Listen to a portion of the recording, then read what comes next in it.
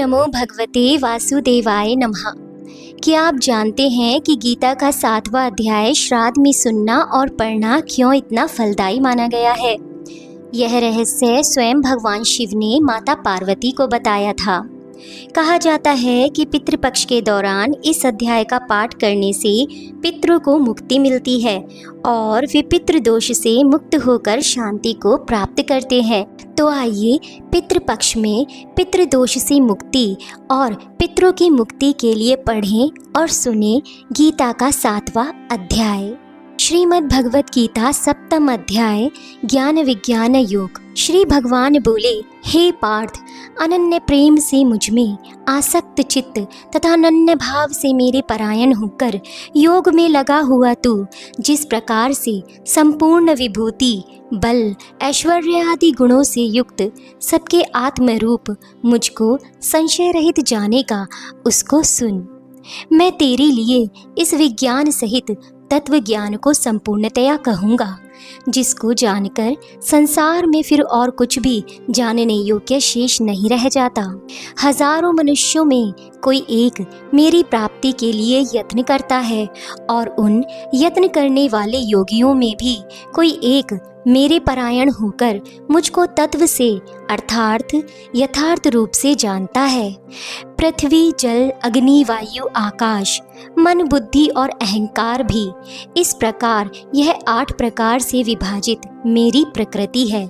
यह 8 प्रकार के भेदों वाली तो अपरा अर्थात मेरी जड़ प्रकृति है।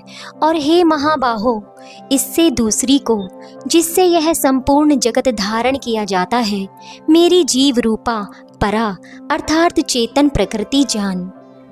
हे अर्जुन, तू ऐसा समझ कि संपूर्ण भूत इन दोनों प्रकृतियों से ही उत्पन्न होने वाले हैं और मैं संपूर्ण जगत का प्रभव तथा प्रलय हूँ, अर्थात संपूर्ण जगत का मूल कारण हूँ। हे धनंजय, मुझसे भिन्न दूसरा कोई भी परम कारण नहीं है। यह संपूर्ण जगत सूत्र में सूत्र के मणियों के सदृश मुझ में गुथा हुआ है। हे अर्जुन, मैं जल में रस हूँ, चंद्रमा और सूर्य में प्रकाश हूँ, संपूर्ण वेदों में ओंकार हूँ, आकाश में शब्द और पुरुषों में पुरुषत्व हूँ। मैं पृथ्वी में पवित्र गंध और अग्नि में तेज हूँ तथा संपूर्ण भूतों में उनका जीवन हूँ और तपस्वियों में तप हूँ। हे अर्जुन, तू संपूर्ण भूतों का सनातन बीज मुझको ही जान। मैं बुद्धिमानों की बुद्धि और तेजस्वियों का तेज हूँ। हे भरत श्रेष्ठ, मैं बलवानों का आसक्ति और कामनाओं से रहित बल अर्थात सामर्थ्य हूँ और सब भूतों में धर्म के अनुकूल अर्थात शास्त्र के अनुकूल काम हूँ। और भी जो सत्वगुण से उत्पन्न होने वाले भाव हैं और जो रजोगुण से तथा तमोगुण से होने वाले भाव हैं, उन सबको तू मुझसे ही होने वाले हैं ऐसा जान, परंतु वास्तव में उनमें मैं और वे मुझ में नहीं हैं। गुणों के कार्य रूप सात्विक, राजस और तामस, इन तीनों प्रकार के भावों से यह सारा संसार प्राणी समुदाय मोहित हो रहा है। इसलिए इन तीनों गुणों से परे मुझ अविनाशी को नहीं जानता, क्योंकि यह अलौकिक अर्थात अति अद्भुत त्रिगुणमयी मेरी माया बड़ी दुस्तर है। परंतु जो पुरुष केवल मुझको ही निरंतर भजते हैं, वे इस माया लोक को उल्लंघन कर जाते हैं अर्थात संसार से तर जाते हैं। माया के द्वारा जिनका ज्ञान हरा जा चुका है, ऐसे आसुर स्वभाव को धारण किए हुए मनुष्यों में नीच दूषित कर्म करने वाले मूढ़ लोग मुझको नहीं भजते।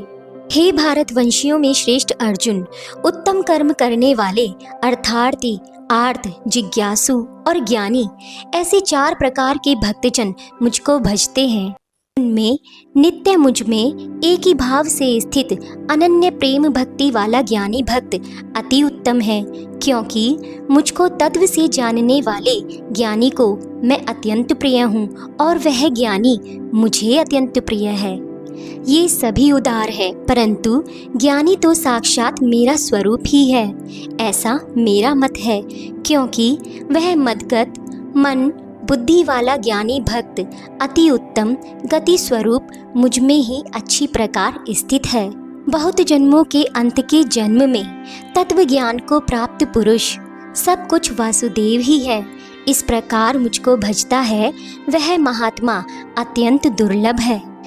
उन भोगों की कामना द्वारा जिनका ज्ञान हरा जा चुका है, वे लोग अपने स्वभाव से प्रेरित होकर उस नियम को धारण करके अन्य देवताओं को भजते हैं अर्थात पूजते हैं। जो सकाम भक्त जिस देवता के स्वरूप को श्रद्धा से पूजना चाहता है, उस भक्त की श्रद्धा को मैं उसी देवता के प्रति स्थिर करता हूँ।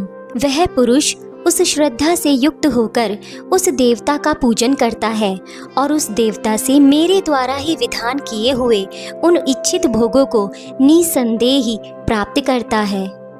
परंतु उन अल्प बुद्धि वालों का वह फल नाशवान है तथा वे देवताओं को पूजने वाले देवताओं को प्राप्त होते हैं और मेरे भक्त चाहे जैसे ही भजें, अंत में वे मुझको ही प्राप्त होते हैं।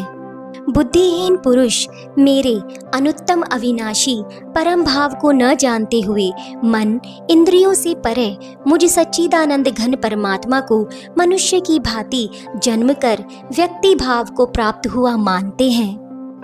अपनी योग माया से छिपा हुआ मैं सबके प्रत्यक्ष नहीं होता, इसलिए यह अज्ञानी जन समुदाय मुझ जन्म रहित अविनाशी परमेश्वर को नहीं जानता, अर्थात मुझको जन्मने मरने वाला समझता है।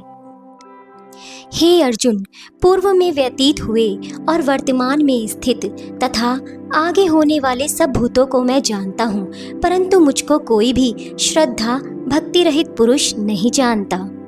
हे भरतवंशी अर्जुन, संसार में इच्छा और द्वेष से उत्पन्न सुख दुखादि द्वंद्व रूप मोह से संपूर्ण प्राणी अत्यंत अज्ञता को प्राप्त हो रहे हैं, परंतु निष्काम भाव से श्रेष्ठ कर्मों का आचरण करने वाले जिन पुरुषों का पाप नष्ट हो गया है, वे राग द्वेष जनित द्वंद्व रूप मोह से मुक्त दृढ़ निश्चयी भक्त मुझको सब प्रकार से भजते हैं।